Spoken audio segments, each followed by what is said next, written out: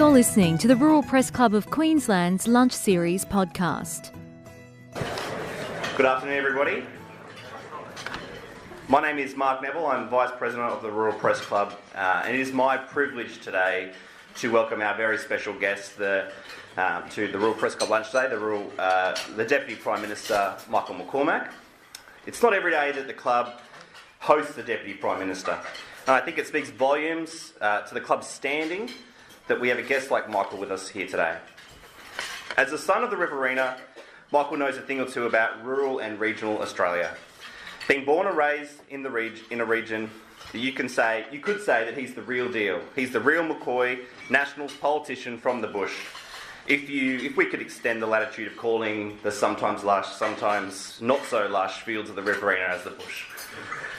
Being elected in 2010 after a long career as a regional journalist based in Wagga Wagga, Michael McCormack went on to serve in a swag of portfolios including Veteran Affairs, Small Business and Defence Personnel. He truly gained national attention when he ascended to the role as Deputy Prime Minister in 2018.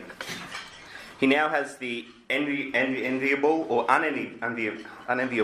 role of holding the big personalities of the National Party in line, as well as the ministerial responsibilities of transport, infrastructure and regional development. Many things have been said about Michael McCormack, or as ScoMo refers to him as the Big Mac, but few are truer than Michael's reliability, steadfastness and ability to keep a cool head under pressure. He's everything that you want in a National Party leader, someone who embodies the temperament and expectations of the very rural and regional Australians that the National Party represents. But Mr McCormack isn't just here to hear our praises today. He's here to bring good news.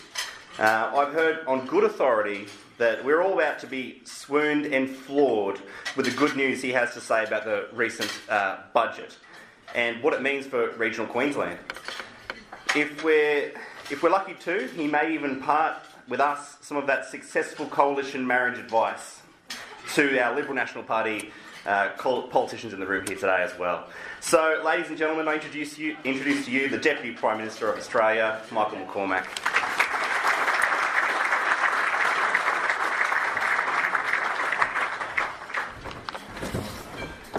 Well, thanks, Mark, I think. Obviously, I didn't write the intro to that, and if any of my staff did, well, anyway, I'm sure there's an employment agency you can put your CVs into. Look, it is a great pleasure to be with you here today and acknowledge Mark, acknowledge Trent, acknowledge my colleagues in the room. We've got Keith Pitt, I know we've got Tony Perrott somewhere, and soon-to-be colleague Susan McDonald, the LNP candidate for Queensland.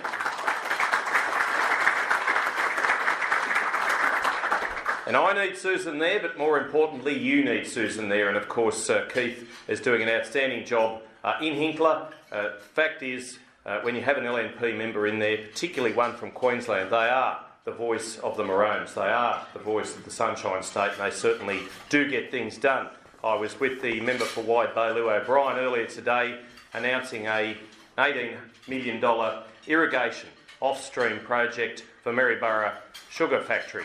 Now, that factory's been there since 1895 and they've had some heady days. They've also had some troubled and trying times. But today, well done. They've got $18 million and I know what a difference that is going to make. And I'm sitting close by Brent Finlay and I know he's got a little project that Commonwealth money is good for, but they just need to get it across the line with the state. And when you have good intentions, when you have good projects, when you have willing workers and people who are willing to put their sweat and their blood and their tears down to a particular project and they want to get it across the line and they just sort of getting to every hurdle and then it's so difficult for them to get it across the line, it is really, really hard. But we're with you, Brent. The Emu Swamp Dam in Stanthorpe, or near Stanthorpe. Good project. We've got $500 million, $500 million on the table for National Water Infrastructure Development Fund projects. And I know Sir Frank and Sir Leo are most interested in what we plan to do about water. I've been told, and I can well remember my inaugural speech to Parliament back in October 2010, how I talked about water. You add water, you add agriculture. You get agriculture going, get it happening, you add export opportunity, you add to those local economies, and that's what we want to do as LNP members, as Nationals members. That's our focus, that's our drive, but not just agriculture. I was asked by Kerry from Landline just a bit earlier, what does a National Party person represent? What does a regional LNP member represent? Well, we represent a very diversified communities, but it's everybody who chooses not to live in the bright city lights of a capital city. They're the people we represent, and they are different. They are changing. But the fact is, our regional and rural, remote, country, coastal communities, I like to think of them as big enough, those towns, to get a good cup of coffee, small enough to still care, so that when there are trying times, when there are troubles happen, when there's a tragedy, people still band around. They put their arms around others and they help them through those difficult periods, those sad times. And the rest of the time, well, there's always a good cup of coffee there. And I urge and encourage anybody to make sure that they visit a regional community. How many of you are from capital cities?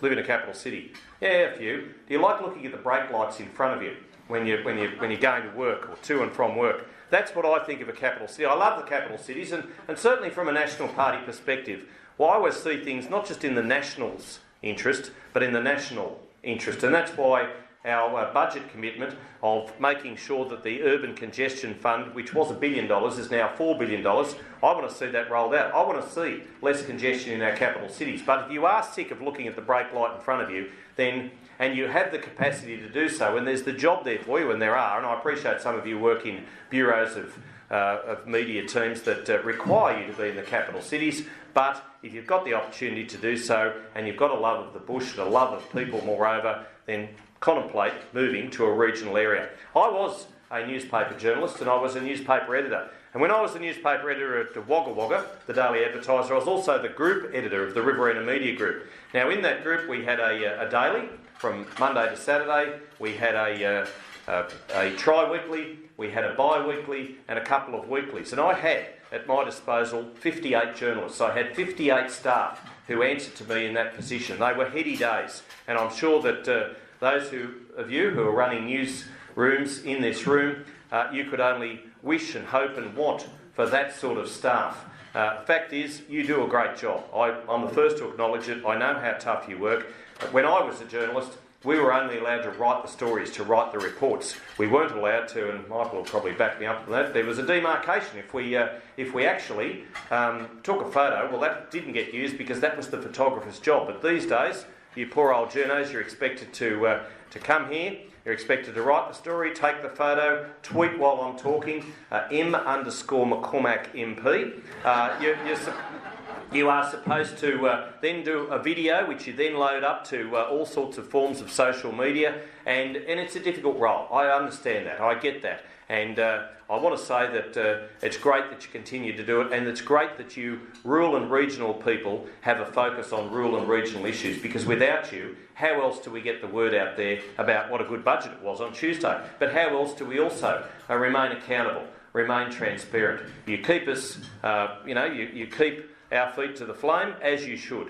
The fact is you do report the news and events in rural and regional areas, and for that, on behalf of the government, I say thank you. And the additional money that was in there for the ABC this week, I'm sure you're going to be writing all good reports about my speech because we've provided just that. Look, I understand that there's a special table of editors gathered here today from that fine division of Fairfax Media, the Rural and Agricultural Publishing Team. Where are you? Colin wrote that. I think that's probably from his days at Fairfax, but welcome. Great to have you here. I'm from a community where there's Fairfax papers. I know, well, they're 9 now, but I know they're right throughout New South Wales, and we welcome you here. But I really want you to know that you do a grand job, and we want you to continue doing that and keeping the fight up for rural and regional communities, because sometimes it's not just the advocacy of people like Keith Pitt and others who get things done, it's also the fact that you keep issues on the boil, and that's so important. And I know that there was a budget on Tuesday, and I know how well that was received right throughout the country. Not just our regional and rural areas, but indeed right throughout the nation. That budget was very, very well received, because it was the first budget in 12 years to actually be in the black. It was the first surplus budget for a dozen years, so that's significant. It would have been worth a round of applause, but I'll let you go on that. There was probably, yeah, well done. Well done, Josh Frydenberg and Matthias Cormann, because it is a difficult thing to when you are handed a set of figures. When we took back government in 2013, that were not at all good, and then to turn that around in 6 years, and then to start paying down that debt. That was inherited, that we did inherit, but it's not us as Liberal National members who inherited it, it's actually the taxpayers of the nation, and it's our job and our duty, as we always do, get the budget back into surplus and pay down Labor's debt. That's our role, that's our function, and we do it very well. But we do it also well by the fact that we actually spend the sort of money that we need to on the infrastructure that Australians want, need, demand, expect, and most of all deserve, because at the end of the day, it's also about getting people home sooner and safer. So whether it's the $4 billion urban congestion fund, which is important for places such as Brisbane, or whether it's the roads of strategic importance and tipping more money into there, another $1 billion into making sure that those feeder roads, those secondary byways feeding into the national highways are given the sort of recognition and importance they deserve. And none better demonstrated. Where are our friends from Western Australia? Hands up. One. Well done. We'll give him a round of applause. I don't even know why I'm telling this story, because I'm in Queensland. I know you're all parochial. Did I tell you that we hold the state of origin in New South Wales? No, I shouldn't go there. Sorry, Keith. Yeah. One in a row. Yeah. And one probably in about 20 years, Keith, because you win it back this year and then hold it for another dozen years. But I was in a place called Laverton the other day. Now, the Outback Way is called Australia's longest shortcut, and it extends 2,720 kilometres from Winton in... Where's Winton? Of course it is. Right, because I want you to get that Queensland fervour going. You need to get a bit more animated. Where's Winton? Queensland. And it goes all the way to Laverton in Western Australia. So we were over in Laverton announcing the $160 million of upgrades that we're putting into the Outback Way. And if you go out 12 kilometres out from Laverton, you get to the westernmost point where the bitumen ends. And we were there, and you just that red dust soil that's so synonymous in Western Australia. And they're out of their $76.5 million as part of that $160 million, they're going to put down 155 kilometres of asphalt. And this mining owner came up and pulled up, and he said, "Oh, this is fantastic." He said, I heard that you were coming. He said, and I heard that you were making this announcement. He said, my mine is 200 kilometres that way. So he said, if you're putting down 155 kilometres of bitumen, he said, that's just fantastic, because he said, how long do you think it takes my trucks to get from where we are right here to my mine? Have a guess, somebody, anywhere in the room. How many hours? 3. It takes 12. It takes 12 hours. Now, when they're going on that corrugated road, that dirt corrugated road, and you can just imagine what it's like, it takes them 12 hours, because they're that rough. They snap the trailers, and they're carrying such heavy mining equipment. They can only go 35, 40 k's an hour. But he said, when the road is all but to his doorstep, so 50 k's, and in West Australian terms, in Outback Queensland terms, 50 k's is almost to the doorstep. How many hours now do you think it'll be from that point to his mine? You're right, 3 hours. It's going to take a saving. It's going to be a saving of 9 hours travel time. Now that's really significant. That is amazing, and that's the sort of, whether it's in Queensland, whether it's in WA, right throughout regional Australia, that's the sort of saves that business can enjoy, let alone the grey nomads. And whether you are in Winton or Chinchilla or, insert name of Queensland town here, they've got so many great things that attract visitors, so many great things in our regional areas that attract tourists. And with more people having the capacity, living longer because of our great health outcomes, did I mention that the budget has record spending, up 62% for year on year? Thank you. Yeah, well done. And more drugs on the PBS, which is absolutely fantastic. And when you actually have a strong economy, you can put more drugs that are listed by the PBAC on the PBS, on the Pharmaceutical Benefits Scheme, and that's what we've done. But more people are travelling, more people are on our roads. And what we want to do is have less of those people. We don't want to have anybody dying on our roads, but we want to have less accidents and therefore a less cost to the economy, because every accident costs the economy. But it also, there's accidents which cause 35,000 injuries per year, hospitalisations per year. That's way too many. But sadly, last year there were 1,100 people who got in a car and headed somewhere and didn't make it to where they were going to go. Now, 1,100 people, that's 1,100 Christmas tables this year, which for Christmas lunch will not have that loved one beside them at the table, pulling up where they should be and eating their turkey, eating their roast chicken. And that's so sad. And we want to make sure that whether the spending is on the Bruce Highway, the Warrego, wherever it is, right throughout Queensland, right throughout Australia, that we get the money where it needs to go. And that's why, in the budget, we've gone from a $75 billion infrastructure rollout to a $100 billion infrastructure rollout. So that's a plan for the next 10 years to make sure that we build the roads that we need to build, where we need to build them, the rail, the ports, where there's $100 million for regional airports. such a significant investment, such a necessary investment. And, of course, for Sir Leo and Sir Frank, we've got $500 million there for the National Water Infrastructure Development Fund. Now, I know, and I mentioned Brent earlier, and I mentioned the Emu Swamp Dam project earlier, and there's $42 million that we've committed to seeing that project up and running. We've got Hells Gate, we've got Big Rocks Weir, we've got indeed Rookwood Weir, which we've invested $176.1 million in. And I know that wouldn't have happened without the fierce advocacy of Michelle Landry and Ken O'Dowd. And I know what a difference that's going to make, and not just for agricultural production, but also for flood mitigation. I know that the difference that projects for water make, because I come from an irrigation district. I once represented Griffith. Now, Griffith was where the whole Murray-Darling draft of the basin plan was turned on its head, because they said no. The irrigators said we need the water to grow food and fibre. Now, we do, you could argue, have enough water in this nation. We just don't store enough of it and we don't harness it well enough. So, yes, we've got $500 million. I'd like to see that significantly higher, but we can only roll out the projects and we can only roll out the infrastructure as we're allowed. It's like roads. With the right amount of workers in the right places, it's a rolling series of projects.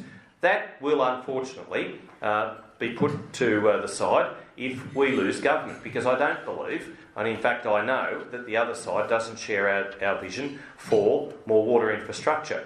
And I appreciate that the Bradfield scheme has been in the news a lot lately. I understand that. Certainly Bradfield was somebody who was a proponent of water infrastructure in the north, in Queensland's north. Delighted that the CSIRO has identified 6 key sites in particular catchments where we could potentially build more water infrastructure. And of course we've got to do it with willing partners. We've got to do it with state and territory governments who want to come on board and take up the vision that we have. And on April 1, shame about the date, but that was the close-off date for the lists through from the states and territories. And unfortunately, Queensland's list did not come through by the cut-off.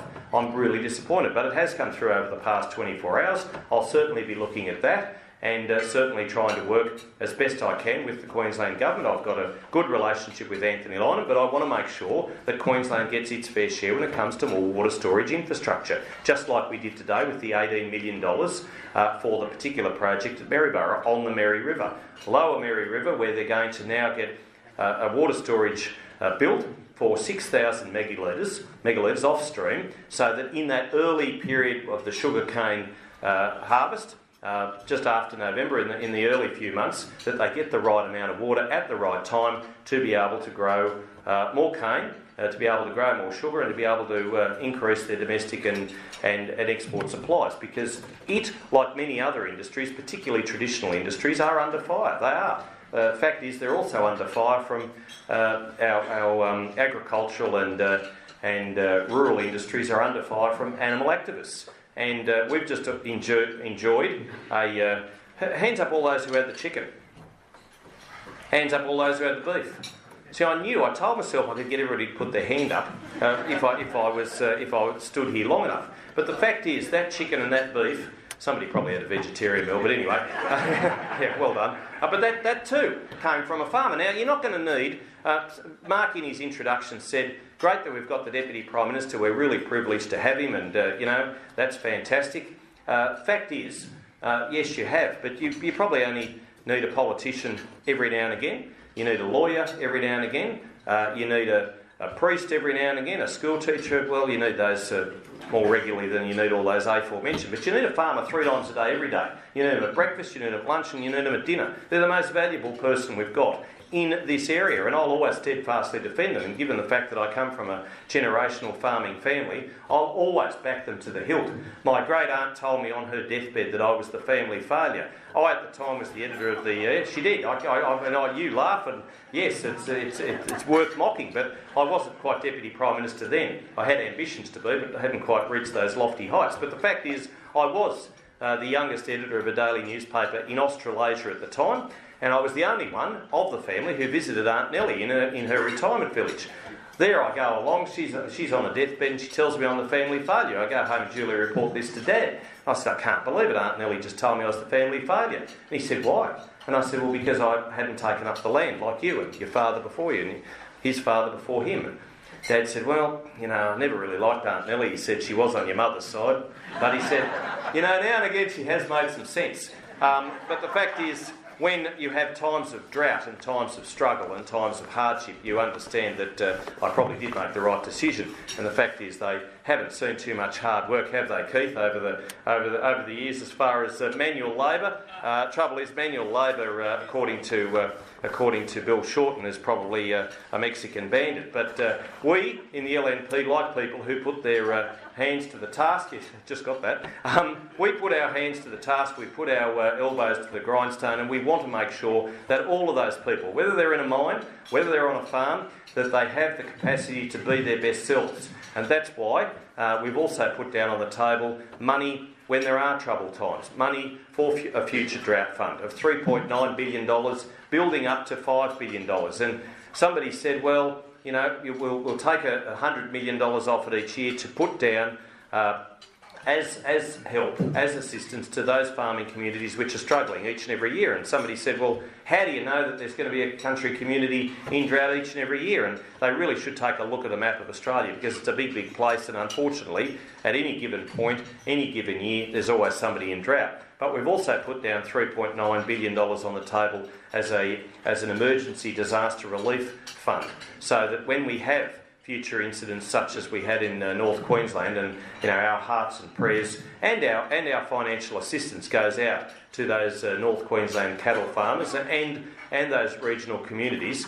And I have to say, Scott Morrison, as a Prime Minister, responded magnificently when the call came for assistance. And I was in a particular teleconference with the Prime Minister and a couple of other ministers besides, and the mayors of those communities who were shell-shocked. Let's face it, they were just shell-shocked by the ferocity of the rain that hit, the fact that many of the cattle, if they survived the flood, they were then drowned, or because they couldn't get off the ground they were on, and they ended up getting bogged in the soil, or indeed they died of hypothermia. It was just a dreadful situation, and 500,000 cattle are going to be difficult to replace. But of course, when you have those assistance measures being rolled out, there's all sorts of conditions and criteria over them, and the farmers have to put in receipts and dockets and bank account details and all that. Well, the Prime Minister Morrison said, no, if you've got their bank account details, just put $75,000 into their account. We'll worry about the details later. And that to me was leadership. That to me was somebody who wanted to get the help out the door as quickly as he could, and that we humanly could. And I have to say the Social Services Department did a magnificent job, and $39 million went out the door in the first week. I've never seen that before. I've never seen such a rapid response.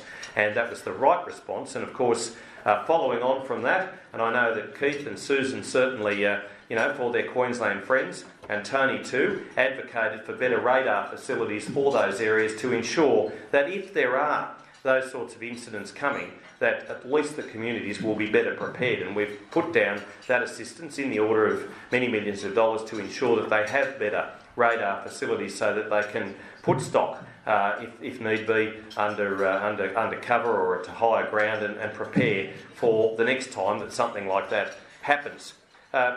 Fact is, on Tuesday, as I said, we produced the surplus budget. It was a budget for rural Australia. It really was a great regional budget.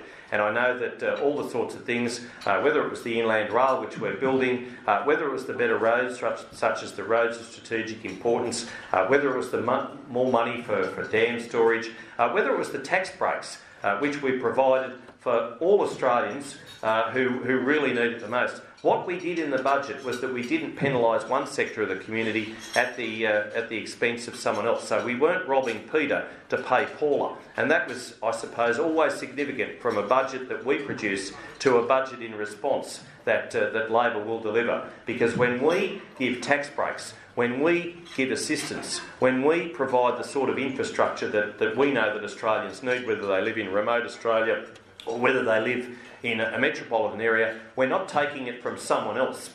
We're not penalising someone else to pay for it. And the fact is, we are good managers of money, so we know what we're doing, and I've got every faith that this is the first budget of a series of budgets that are going to be in surplus, providing the LNP, providing the Liberals and Nationals are in power, that are going to continue to roll on. We will pay down the debt by 29-30, and we will make sure that when you have got a lot of money, surplus money, you can spend it on the things that are needed, such as mobile black spot phone towers, such as better health services throughout the bush, such as better schools, providing record funding. The budget provided record funding, and I'm delighted also that there were an additional 80,000 placements for apprenticeships throughout Australia, particularly regional Australia, because I know how significant that is. And I've heard any number of speeches given by my friend, the member for Hinkler, about just this. And he, like me, I know, believes the fact that just because you haven't gone to university and you don't have a tertiary degree, if you have a TAFE certificate or a trade certificate or something that is, following on from your years as an apprenticeship, that is worth every bit as much as a tertiary diploma, every bit as much as a degree. I've always believed that. I've always believed that. I always will believe it. And the fact is that 80,000 additional apprenticeships with that $525 million skills program that Josh Frydenberg announced on Tuesday night is a good announcement, particularly for our rural and regional areas. Added to that, of course, is the 1,000 scholarships for regional universities, which is also, backing our kids in, making sure that for our rural and regional towns, that our best exports aren't always our young people. We want to make sure our best exports are the sort of goods we produce, and in some cases the services we do. But we don't want our young best and brightest to be leaving town. We want to have them to have the capacity to stay in town and make a reasonable quid. And that's why I know my colleague Mark Colton is working so hard as the Assistant Minister for Tourism, Trade and Investment. And just recently, he, along with Simon Birmingham, signed a new arrangement with Indonesia, going on from our Trans-Pacific Partnership 11, a $13.3 trillion opportunity, going on from our free trade agreements with South Korea, with Japan, with China, which have provided such a boost and bonus for our regional communities, for that farm sector, for those small businesses. And when I talk of small businesses, I know Larry Anthony will be delighted to hear this, we're extending the instant asset write-off from $25,000 to $30,000, and we've extended the eligibility for that from $10 million to $50 million. So that's really significant. And small business was already paying the lowest tax rate it has since 1940, so it's a 79-year low, and we're getting that down to even lower rates. And we want to make sure that the more of the money that people earn, whether they're in business or whether they're working for someone else, they get to keep, because they probably should have the appreciation that they can spend it on themselves, not necessarily give it to the Australian Taxation Office, as good as those people are. And of course we're continuing the decentralisation agenda. I know that has benefited certain country communities in Queensland. I know even with the Murray-Darling Basin, how the authority there, how that's benefiting, and there are jobs that have been split up throughout Victoria, throughout South Australia, New South Wales. In Griffith, 30 jobs just recently announced, as well as Queensland, to make sure that those people who work for the MDBA actually live and work in an environment where they're going to bump into the people and interact with the people for whom their decisions directly affect. And so that's so important because, I don't see too many irrigation channels when I'm driving to Parliament from Kingston, and I don't see too much wheat grown in Barton. So that's why we're trying to get out some of those regionally, rural, agriculturally based government agencies into our regional areas. But the challenge is also there to business. The challenge is there for business to also invest in regional areas, because you don't have your employees stuck in traffic. You can get a good cup of coffee, and the people out in rural and regional Australia, I believe, maybe I'm biased, are always that little bit more friendly, because we love, we care, we respect one another. I think just a little bit more. It comes with the fresher air. It comes with the fact that at night you can see so many more stars. And what we want to do is make sure that those people that we serve, whether it's Keith, Susan, Tony or myself or any other LNP member in the room who I've forgotten to mention, we want to make sure that the brightest stars come out of the bush. We've always known that. That's why it was a budget for the bush. That's why it was a surplus budget. And that's why, as the Minister for Infrastructure, Transport and perhaps most importantly regional development, that's why it was a budget for the regions. Thank you very much, ladies and gentlemen. You've been listening to the Rural Press Club of Queensland's Lunch Series podcast. To book a ticket to our next event, visit our website at ruralpressclub.com.au. Music supplied by audionautics.com.